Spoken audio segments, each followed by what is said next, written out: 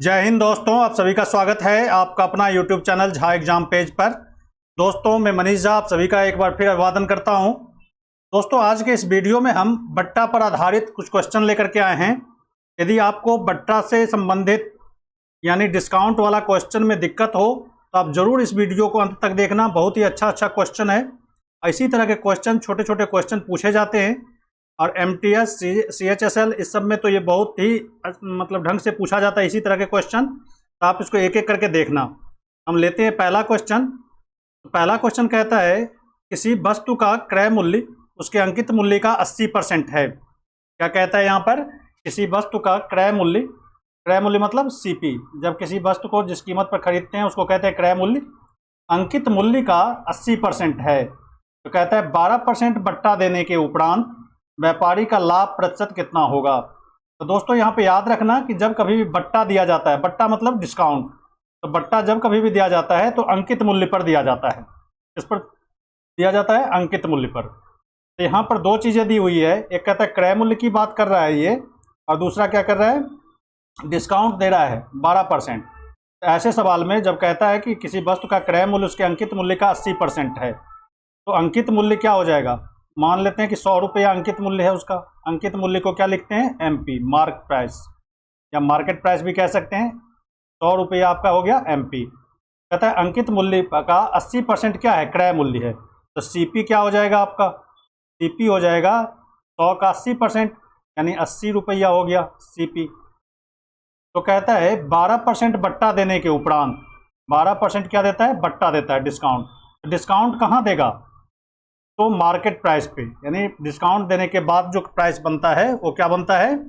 Selling price मतलब विक्रय मूल्य। तो बट्टा किस पे देगा? अंकित मूल्य पे। तो अंकित मूल्य हमारा कितना है? 100 का कितना परसेंट डिस्काउंट देता है? 12%, मतलब 12% छोड़ देता है, यानी 100 का 88% में वो आपको सामान दे देता है। यानी उस वस्तु का विक्रय मूल्य कितना हो गया? 88 रुपया। ये 88 रुपया हो गया। तो देखो आप, क्रय मूल्य हो गया 80 और विक्रय मूल्य हो गया 88। तो प्रॉफिट कितना हो जाएगा? 88 में से 80 घटा दो। 88 में से क्या घटा दो? 80 घटा दो आप। 88 ठीक से लिख लो आप। 88 में से 80 घटा दो यानी 8 रुपया का प्रॉफिट हो गया। प्रॉफिट परसेंट की बात करेंगे तो प्रॉफिट परसेंट बराबर क्या हो जाएगा? तो प्रॉफिट कितना है? 8 बट्टा क्रय मूल्य। क्रय मूल्य कितना हो जाएगा? 80 गुने 100। इस 1 0 से 1 0 काट दो, 8 से 8 काट दो, यानी 10% का क्या हो जाएगा? प्रॉफिट हो जाएगा। यानी जब कभी भी प्रॉफिट या लॉस परसेंट निकालते हैं आप तो किस पे निकालते हैं? CP पे। प्रॉफिट निकालेंगे तो प्रॉफिट बट्टे CP इंटू 100, यही करते हैं आप। यहाँ पे CP कितना था? 80 रुपया। तो 80 से आपने डिवाइड कर दिया 8/80 इंटू 100। अब काट दो तो 10% का आपका क्या हो जाएगा? प्रॉफिट हो जाएगा। तो 10% कौन सा है? C आंसर आपका सही होगा। C के साथ हम लोग चलेंगे। नेक्स्ट क्वेश्चन है किसी वस्तु का अंकित मूल्य उसके क्रय मूल्य से 20% अधिक है। अंकित मूल्य किससे अधिक है? क्रय मूल्य से। अंकित मूल्य पर 20% बट्टा दिया जाता है। इस प्रकार बिक्री में क्या होगा? क्या परिवर्तन होगा? तो देखो, अंकित मूल्य उसके क्रय मूल्य से 20% अधिक है तो क्रय मूल्य को CP को आप क्या मान लो? 100 रुपया मान लो। 100 रुपया CP है। अंकित मूल्य 20% अधिक है तो MP कितना हो जाएगा? तो 100 का 120%, क्योंकि 20% अधिक है तो 100 का 120% आप निकाल लो। 120 बट्टा 100। अधिक कहेगा तो 100%, 100 में आप 20 जोड़ दो आप, यानी ये अंकित मूल्य कितना हो गया? 120। तो 20 रुपया हो गया अंकित मूल्य इतना। अब कहता है इस पर 20% डिस्काउंट दिया जाता है। तो डिस्काउंट दिया जाता है तो डिस्काउंट देने के बाद क्या बनता है? SP बनता है। और डिस्काउंट किस पे दिया जाता है? मार्केट प्राइस पे। SP कितना हो जाएगा? 120 का कितना? 20%। तो 20% छोड़ दिया, यानी 120 का 80 आपको क्या करेगा? 80% आप निकालेंगे तो SP निकल जाएगा। तो 2 0 से 2 0 काटो, तो 12 को 8 से गुना करो तो 12 अट्ठे कितना हो गया? 96 रुपया। तो देखो आपका क्रय मूल्य कितना हो गया? क्रय मूल्य कितना हो गया? 100 रुपया और सेलिंग प्राइस कितना हो गया? 96 रुपया। तो क्या हो जाएगा? खरीदा ज़्यादा में बेचा कम में। 100 में खरीदा, 96 में बेचा। यहाँ पे लॉस बनेगा तो लॉस कितना बनेगा? तो CP माइनस SP। ये 96 घटा दो तो 4% का बन जाएगा, क्योंकि यहाँ पर CP 100 रुपया है तो 4 इतना लॉस परसेंट जब आप निकालेंगे तो 4/100 गुने 100 यानी 4% का लॉस यहाँ पर कितना हो जाएगा 4%।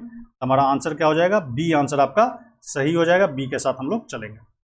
अगला प्रश्न है, कहता है यदि कोई व्यापारी एक घड़ी 450 में खरीदता है, कितना में खरीदता है 450 में खरीदता है तथा इसका सूची मूल्य अंकित मूल्य को ही कहते हैं। सूची मूल्य किसको कहते हैं अंकित मूल्य को।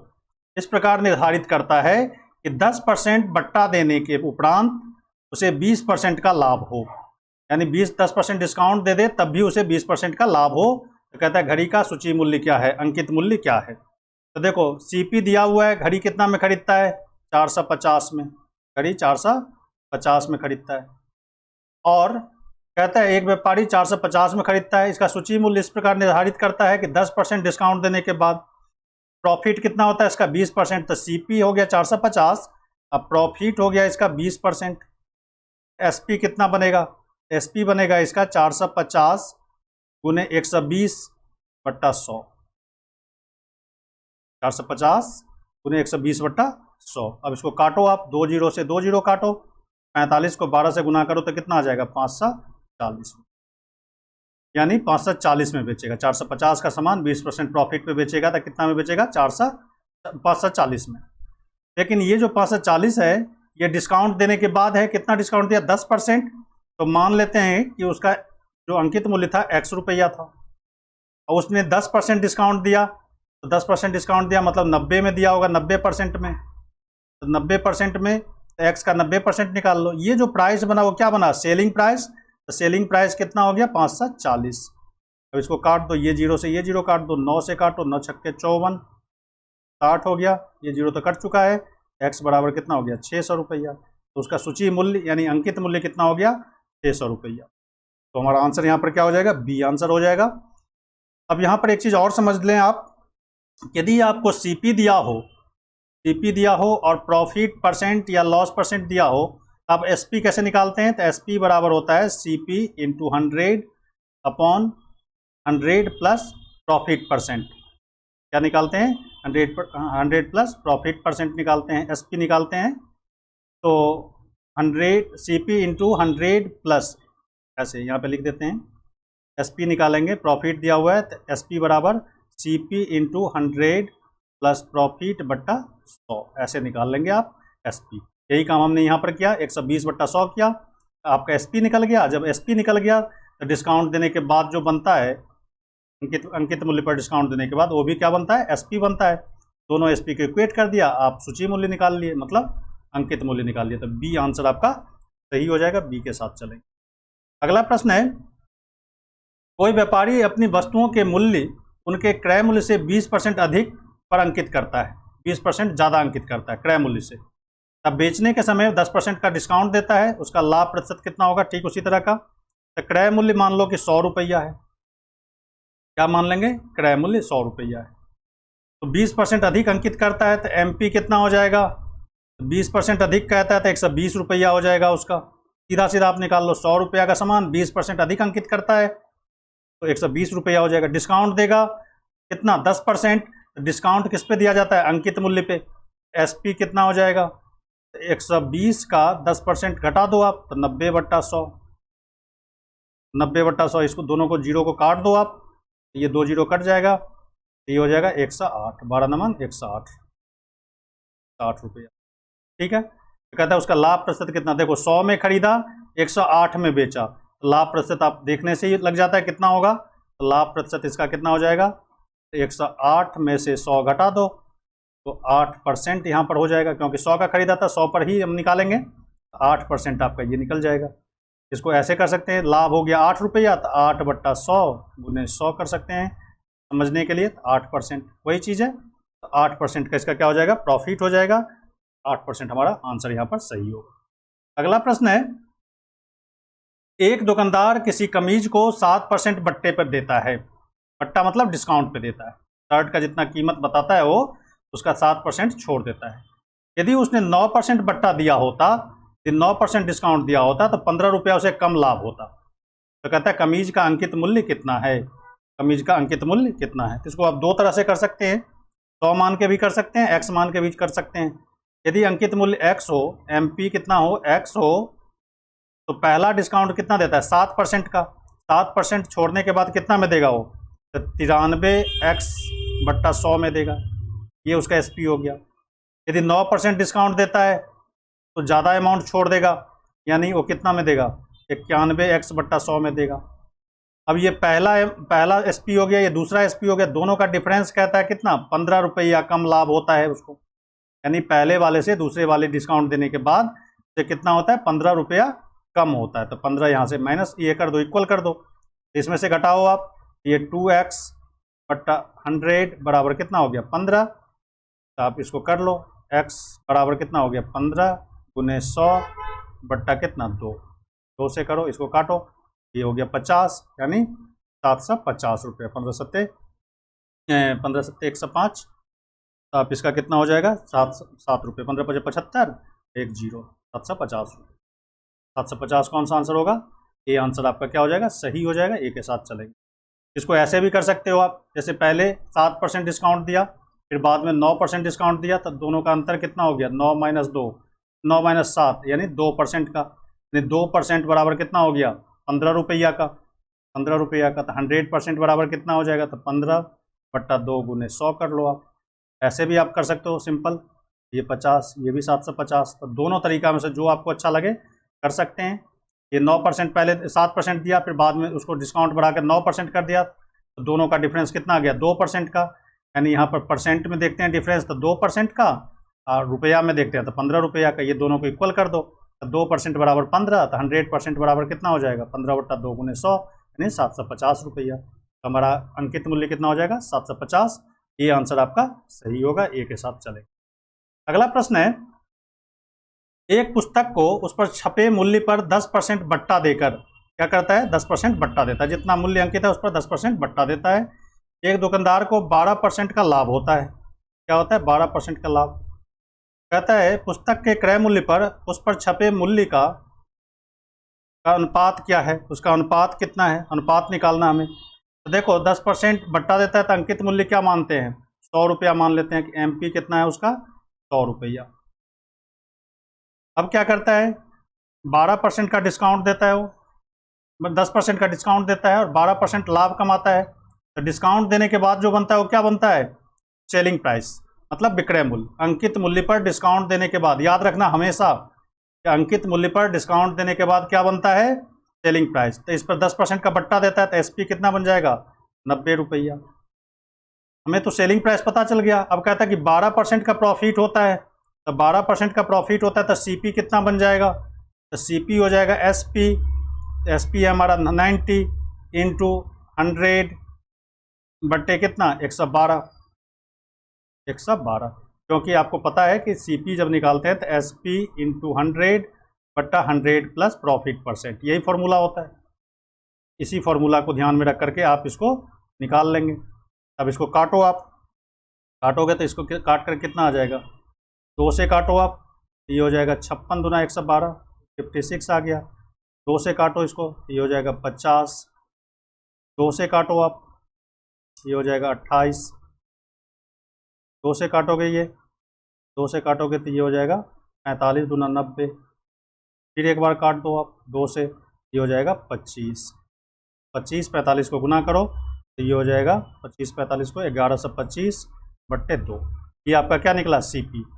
अब कहता है कि पुस्तक का क्रय मूल्य, तो क्रय मूल्य तो हमारा निकल गया इतना रुपया, तो उस पर छपे मूल्य, छपा मूल्य मतलब अंकित मूल्य का अनुपात क्या होगा। तो हमें रेशियो निकालना है CP और MP का, CP और MP का रेशियो। तो CP हो गया 1125/2 और अनुपात हमारा इतना 100, तो गुने 100 पलट के करेंगे तो 1/100 हो जाएगा। यही अनुपात हो जाएगा, इतना बट्टा 100 हो जाएगा, तो पलटेंगे तो 1/100 हो गया। अब इसी को काट दो, आंसर ले आ जाएगा। 25 से काटो, 25 चौका 100, 25 से कटेगा ये, 5 से काटो 20 आ जाएगा। 5 से काटो, 5 दूना 10, 2 5 दूना 10, 5 25, इतना आ जाएगा। और तो काटो आप, ये 2 है, तो 2 से काटो आप, ये 2 नहीं, ये 7 दूना 14, कितना हो गया, तो यहाँ पे 12 था, ये 28 था, 28 था, तो ये 14 हो जाएगा, ये 14 था, तो सही कर लेना 14 है। बड़ा CP कितना हो गया, 11 से 25/14, कितना काट दिया। अब इसको काटो 5 से, 5 से काटोगे आप तो 5 चौका 20, 5 से काटो 5 चौका 20 और 5 25, और आ गया 25, 45/14 चौका 56, 45-56 का अनुपात हो गया, 45:56 का। हमारा आंसर कौन सा होगा, 45-56, ये आंसर हमारा सही होगा। यहाँ पे करेक्ट करना है, यहाँ पे 14 था, 28 था, तो इसको काटा तो 14 आएगा, 14 से इसको सही कर लेना। तो हमारा आंसर यहाँ पर क्या हो जाएगा, 45-56 का, ये आंसर हमारा सही है।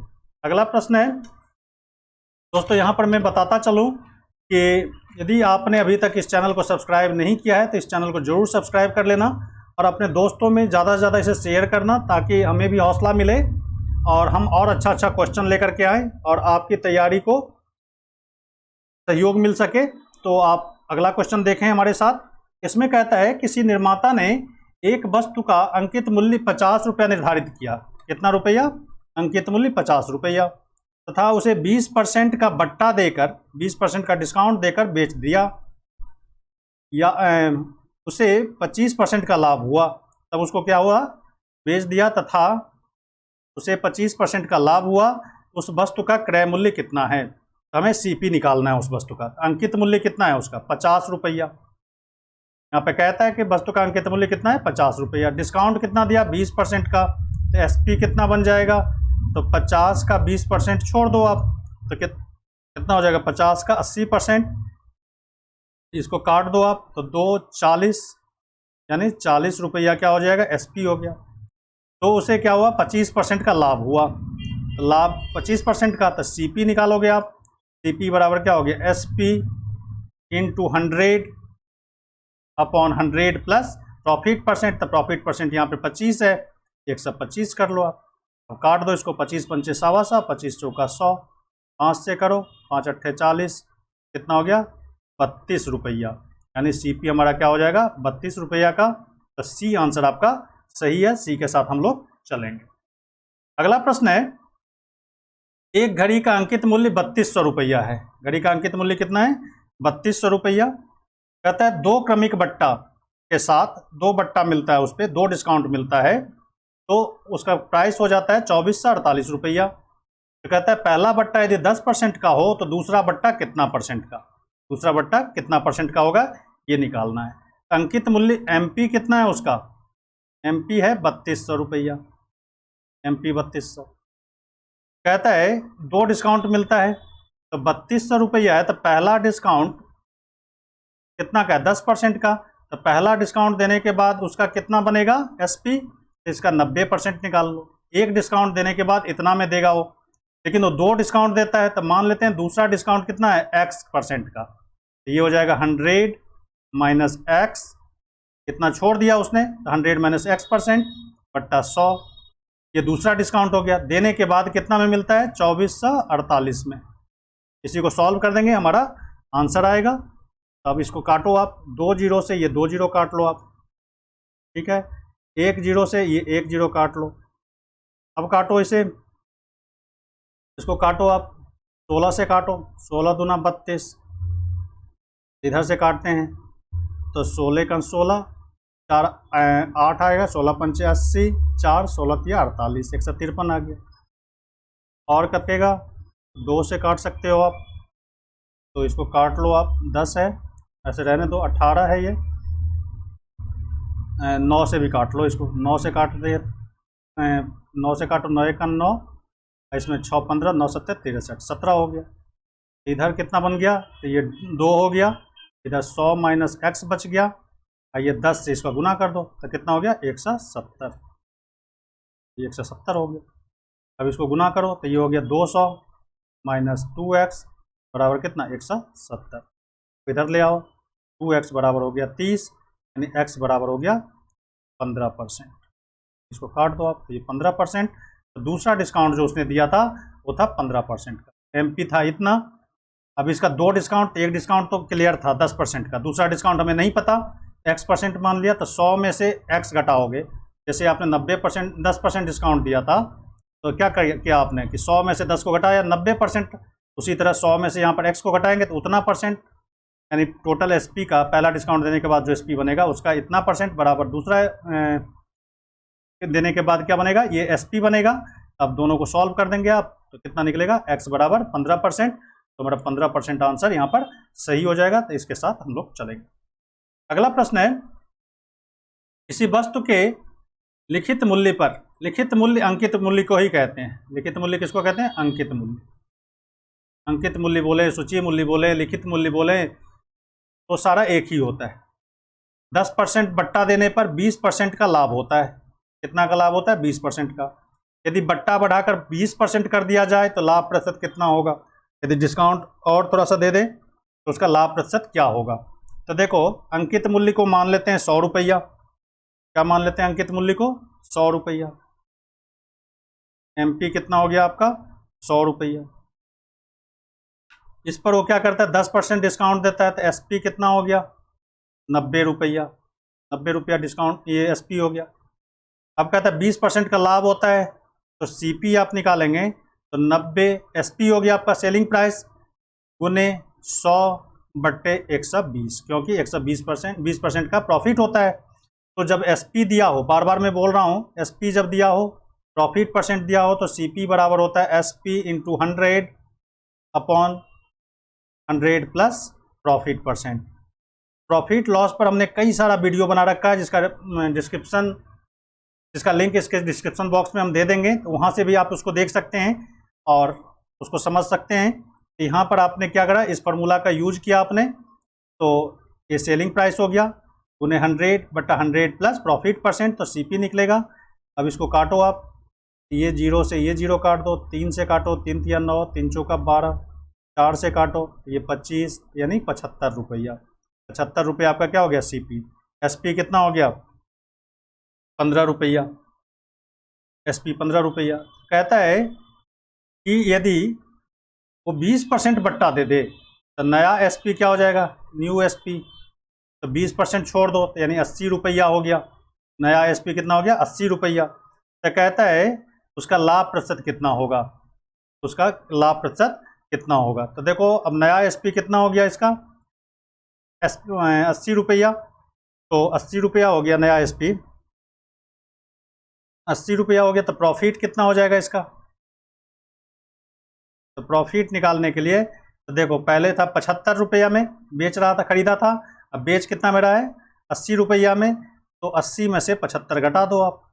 ये पहले का SP आप भूल जाओ, इसको भूल जाना है, क्योंकि अब वो 10% डिस्काउंट पर नहीं बेच करके 20% डिस्काउंट पे बेचेगा। 80 रुपया में दे देगा उसको, तो 75 में खरीदा था, 80 में देगा, तो 5 रुपया का प्रॉफिट हो गया। प्रॉफिट परसेंट निकालेंगे तो 5 बट्टा CP आपका कितना, 75 गुने 100, 25 तिया 75, 25 चौका 100, तो ये हो गया 20/3, यानी 6.2/3%। हमारा आंसर कौन सा हो जाएगा, 6.2/3। ये आंसर आपका क्या हो जाएगा, सही हो जाएगा। ये के साथ हम लोग चलेंगे यहाँ। अगला प्रश्न है, एक व्यापारी अपने माल पर अंकित मूल्य पर 15% का बट्टा देता है। अंकित मूल्य पर 15% का बट्टा देता है। वो अपने माल पर लागत मूल्य से कितना अधिक मूल्य अंकित करे, लागत मूल्य से कितना ज़्यादा रखे, 19% का लाभ हो उसे। तो देखो, यहाँ पर अंकित मूल्य पर 15% डिस्काउंट देता है। तो अंकित मूल्य हम क्या मान लेते हैं, MP बराबर 100 मान लेते हैं। SP कितना हो जाएगा, अंकित मूल्य पर इतना परसेंट का बट्टा देता है। तो हमें निकालना क्या है, वो अपने माल के लागत मूल्य से कितना अधिक मूल्य अंकित करे। तो हम लागत मूल्य मान लेते हैं।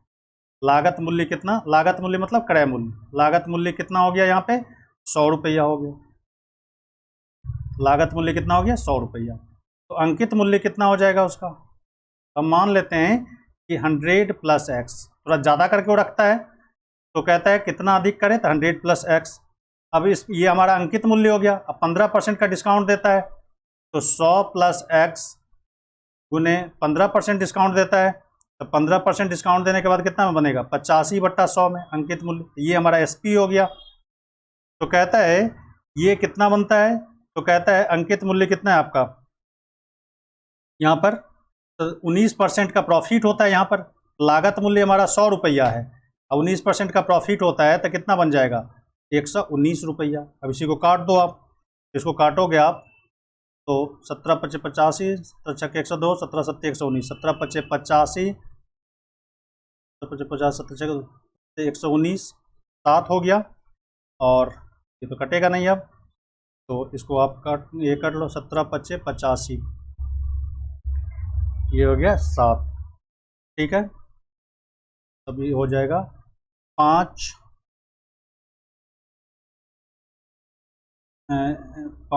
से काट दो इसको, 5 से ये भी कटेगा तो ये हो गया 20, तो ये भी काट दिया आपने। तब ये हो गया 100 प्लस x, इधर करोगे आप तो इसको गुना कर लो आप, तो ये हो जाएगा 140। x बराबर हो गया 140 घटे 100 यानी 40%। हमारा आंसर क्या हो जाएगा यहाँ पर 40%। बी आंसर आपका सही होगा। तो देखो लागत मूल्य यहाँ पर हमने 100 मान लिया, अंकित मूल्य क्या हो जाएगा, कहता है वो अपने अंकित लागत मूल्य से कितना अधिक मूल्य अंकित करे। तो हम मान लेते हैं कि x% ज़्यादा अंकित किया, x + 100 हो गया। अब ये हमारा अंकित मूल्य, उस पर डिस्काउंट दिया कितना का, 15% का, तो उसका 85% निकाल लो, ये हमारा सेलिंग प्राइस हो गया, बराबर कितना हो गया 119। अब इसको काटेंगे तो इसको 17 से काटा, 17 पचे 85, 17 सत्ते 119, अब 5 से 20 को काट दिया, इन दोनों को गुना करके आपका आंसर कितना आ गया 40%। यानी कहने का मतलब कि 40% अधिक अंकित करना पड़ेगा लागत मूल्य से, तो 15% डिस्काउंट देने के बाद उसे क्या होगा 19% का प्रॉफिट होगा। अगला प्रश्न है, एक दुकानदार घड़ी के मूल्य में 15% छूट देता है। क्या करता है, 15% का छूट देता है। यदि वह 20% की छूट दे तो उसे 51 रुपया कम लाभ होता है। इस तरह का क्वेश्चन हमने अभी बताया है। 15% पहले छूट देता है, अब छूट की राशि बढ़ा करके कितना कर देता है 20% का। तो मान लो कि उसका, इसको दोनों तरह से x मान के भी बना सकते हो या फिर 100 मान के भी। मान लेते हैं कि MP कितना हो गया 100 रुपया, पहले 15% का डिस्काउंट देता है, तो 15% का डिस्काउंट देता है तो कितना में देगा वो 15 रुपया छोड़ देगा, तो ये हो जाएगा 85 में, ये 85 में दे देगा उसे 15। लेकिन अब डिस्काउंट बढ़ा करके कितना कर देता है 20%, तो 20% कर देता है तो कितना हो जाएगा वो 80 में, 80 रुपया में दे देगा वो, 80 रुपया में वो देगा, यहाँ पे 80 रुपया में देगा। ये सेलिंग प्राइस कितना हो गया 80 रुपया, 80% में 100 का 80 मतलब 80 रुपया में देगा वो, तो कितना होता है 51 रुपया हो जाता है, ये 51 रुपया में दे देगा। अब इसको घटाओ तो 5% बराबर कितना हो गया 51 रुपया, 100% बराबर कितना हो जाएगा, तो आप 51 गुने 100 हो जाएगा बट्टा 5, 5 से काटो 5 दूना 5 से काटो 20, और ये काटोगे इसको तो हो जाएगा 102, इसको गुना कर लो आप 102 120 यानी 1020 रुपया में। तो हमारा आंसर क्या हो जाएगा, डी आंसर सही होगा। देखो यहाँ पर 5% 15% छूट देता है तो कितना में देगा वो 85 में, अब डिस्काउंट कितना दे दिया 20% तो 80 में। अब दोनों का डिफरेंस कितना हो जाएगा, तो कहता है 51 रुपया पहले से कम मिलता है। अब यहाँ पर परसेंटेज में देखेंगे तो कितना हो गया 5% का, यहाँ पर रुपया में देखेंगे तो 51, 100% बराबर कितना हो गया 1020 रुपया। तो हमारा आंसर ये होगा। एक्स मान के भी बना सकते हो, 15% छोड़ दिया तो एक्स 80x हो जाएगा, ये बट्टा 100, ये में 15% छोड़ता है, ये हो जाएगा 85, 75x हो जाएगा ये बट्टा 100, तो कितना हो गया 51 रुपये। इसको सॉल्व करने पर ये भी आंसर आ जाएगा। चलो अगला क्वेश्चन देखते हैं। इसमें कहता है किसी वस्तु की 100% 10% या 10% की दो क्रमवार मूल्य वृद्धि इस एकमात्र मूल्य वृद्धि के समतुल्य में समतुल्य निकालना है। समतुल्य डिस्काउंट निकालना में, तो मान लेते हैं कि MP कितना है 100 रुपया का, दो डिस्काउंट देता है तो डिस्काउंट देने के बाद क्या बनता है SP बनता है, तो 100 का 90% पहला डिस्काउंट देगा तो इतना में हो जाएगा 90 बट्टा 100। दूसरा डिस्काउंट फिर 10% का ही है, तो कितना मूल्य वृद्धि है, डिस्काउंट नहीं है मूल्य वृद्धि है। 1 मिनट, तो ये पहला डिस्काउंट यहाँ पे डिस्काउंट नहीं दे रहा है, कहता है कि मूल्य वृद्धि हो गया, मतलब 100 रुपया का सामान 110 में वो दे रहा है, मूल्य बढ़ा दिया और फिर एक बार और बढ़ा दिया, 2 बार बढ़ा दिया, क्रमिक मूल्य वृद्धि है, एक बार फिर बढ़ा दिया 110 हो जाएगा। अब 2 जीरो से 2 जीरो काटो, 2 जीरो से 2 जीरो काटो, 11 गरहन 121, 121 रुपया। मतलब 100 रुपया का सामान कितना में देगा वो? 121 में देगा। तो कितना समतुल्य वृद्धि हो गया? तो समतुल्य वृद्धि कितना हो गया? समतुल्य वृद्धि तो 121 माइनस 100 बराबर कितना? 21% का, 21% का वृद्धि होगा। यहाँ पे ना जल्दी में गलती मत करना, यहाँ पर मूल्य वृद्धि दिया हुआ है, डिस्काउंट नहीं है। डिस्काउंट देता तो 90/100 करते, यहाँ पे मूल्य वृद्धि है, यानी 10% का वृद्धि हो गया। तो 100 का सामान था तो 10% वृद्धि हुआ तो 110 हो जाएगा। इसमें भी 10% की वृद्धि तो 110 हो गया। दोनों को सॉल्व करेंगे, यानी 100 का सामान 121 में देगा तो मूल्य वृद्धि कितना हो गया? तो 21% का। तो समतुल्य वृद्धि यदि एक ही वृद्धि करना होगा तो हमें 21% वृद्धि करना पड़ेगा। अगला क्वेश्चन है, तो दोस्तों आज के इस वीडियो में बस इतना ही। हम फिर लेकर के आएंगे कुछ नए सवाल नए वीडियो में। तब तक आप इसको प्रैक्टिस करते रहिए, ज़्यादा से ज़्यादा इसे शेयर करना और कमेंट करके हमें बताना। आज बस इतना ही। Thank you very much. जय हिंद।